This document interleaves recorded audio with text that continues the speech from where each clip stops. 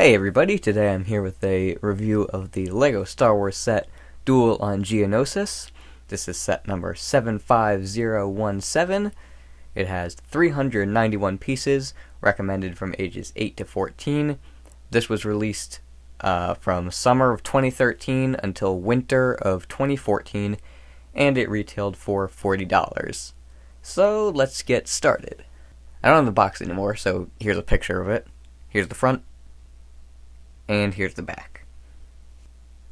Here are the instructions. Standard instructions, really.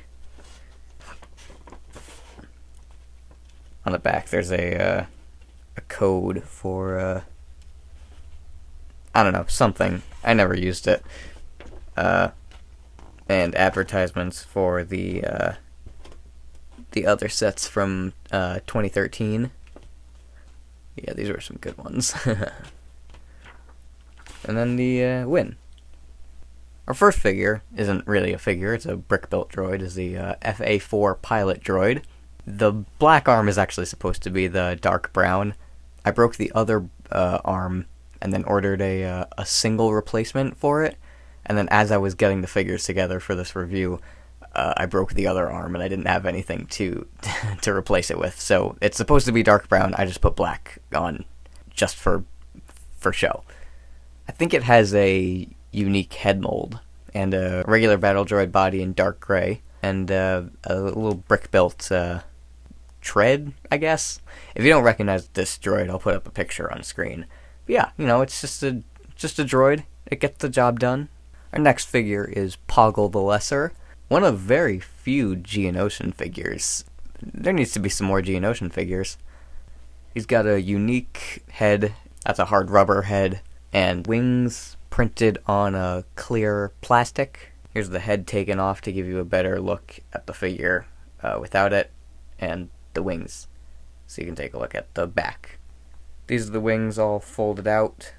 I think my one issue with this figure is that the wings, the plastic up around the neck is really thick, and the head doesn't have a lot of clutch power, so it's always just kind of loose on there, and it comes off really easily.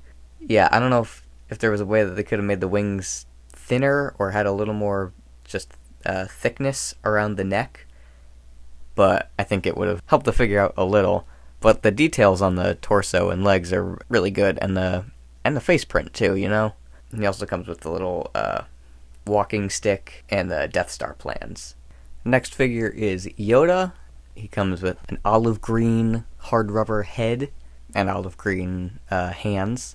He's got a sans torso and legs, and those are the short legs. Of course, he's got the green lightsaber. He also has some hair printing on the back of the head, which looks nice. And, yeah, it's a pretty simple Yoda figure. But aside from the Clone Wars style Yoda, this is the first time that there was a realistic Yoda with eye printing.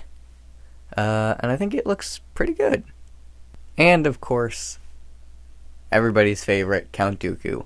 I know that so many people want a new version of this figure, because this figure is 10 years old now, and there hasn't been a new Dooku since. And it's a kind of expensive figure, which is kind of shocking to me, because the only exclusive part of this figure is the torso. This head was used on the Saruman head from Lord of the Rings, which makes sense, both Christopher Lee. And there's been another Count Dooku torso for the Clone Wars Count Dooku, which is a much more inexpensive figure. But I guess put all the pieces together, and it's a kind of pricey figure. Of course, he does have the chrome lightsaber hilt, which is curved. It looks great. He's got the brown cape. There's no printing on the back of the torso, but he does have a double-sided head with a more mischievous grin. He also comes with a little lightning piece to clip to his other hand. Before we get to the main build, there's the side build for Dooku's speeder bike, and it's a pretty good build. I like I like how smooth these two pieces connect to each other.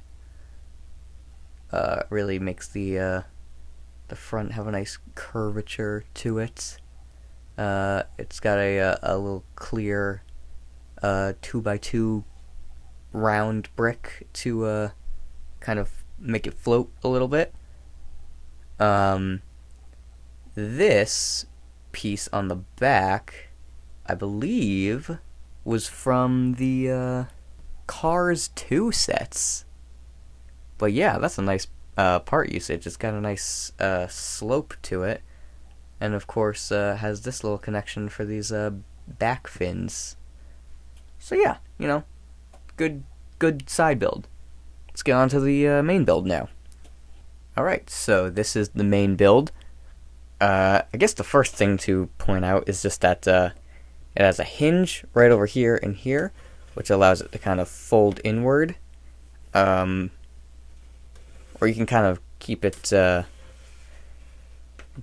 flat like that, or you can give it a little curve, and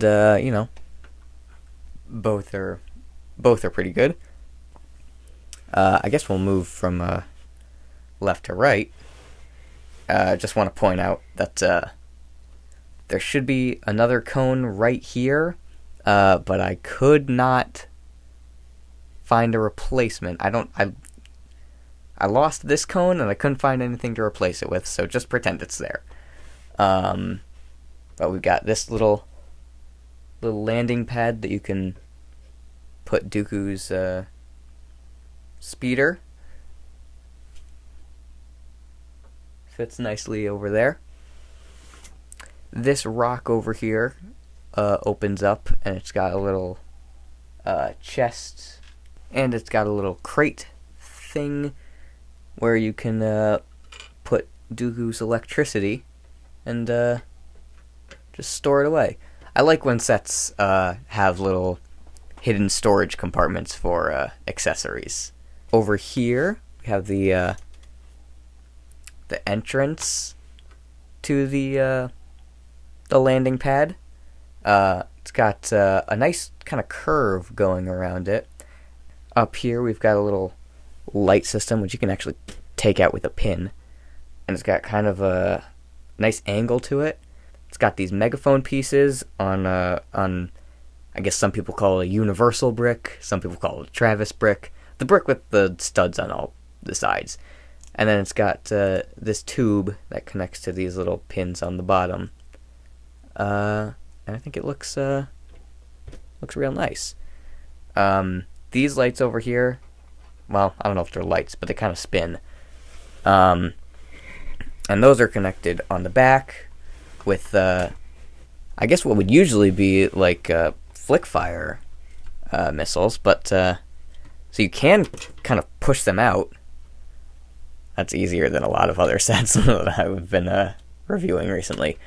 But yeah, I mean, they can be popped out if you want, or you could just leave them in there, I guess. Over in this back area, we've got these little rock pieces, and this rock can be just shot out. that went way farther than I thought it would. And it just sits on this little jumper, so you can reload it.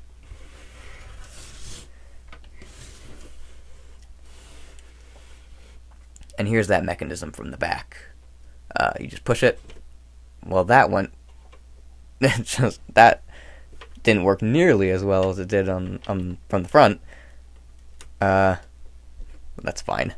Here we've got these arches that kind of connect the whole thing up together, make it look coherent, and then these little gray pieces on the top. It kind of gives it like a nice ornate curvature to it. I don't really know what I'm talking about. I'm just kind of talking out of my ass a little. We'll get to this in a second. This little tube over here is connected by these little headlight bricks. This one doesn't stay as connected as the one on the lights over here. I think it's just the way that it bends that it kind of easily pops out. Not too badly, but that's just something to look out for. And then another thing is that I think this headlight just kind of like sits on this plate over here. I don't know if I don't feel like it really blends into the surroundings as well. Like it's just there to have something for the tube to connect to. But, it's fine. And we move over here to the little pillar thing. I think this is pretty accurate to how it looks in the movie. And you just pull this thing up, and it falls. And, you can easily lift it back up. Now we get to this thing. This is a minifigure torso connector thing with a Technic pin in the back. That can be connected to Yoda on the back, and then you can just plug him into here, and then the little Technic beam thing, you can kind of move it around and just make Yoda flip all over the place. And hold on, let me set him down. Nice. And you can have the fight of the century with Dooku, and you can win. He wins. I think my one gripe about this little play feature, and maybe it was intentional, but it's just kind of hard to keep Yoda upright, because you can twist the beam to kind of make it turn, but he'll kind of just turn on his own, and so see, I'm trying to get him to stand up, but maybe it's intentional that it's like that way, so you can kind of just make him flip all over the place like he does in the movie, and that's fun too. So all of these pieces can kind of be taken apart and kind of rearranged in however order you want to have them. If you want to, put this rock over here and then put this thing. If you just want to completely block off the entrance, you want to move this part over here, you could.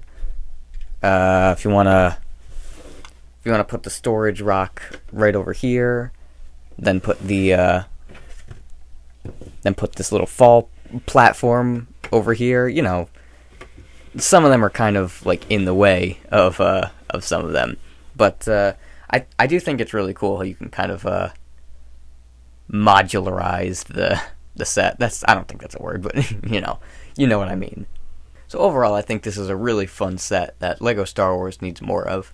We definitely need more playset style sets where you can have just characters fighting and little location effect play features, and also more separatist sets, which I think is what people are so nostalgic for about this one. So yeah, it's a good set, and that's about it.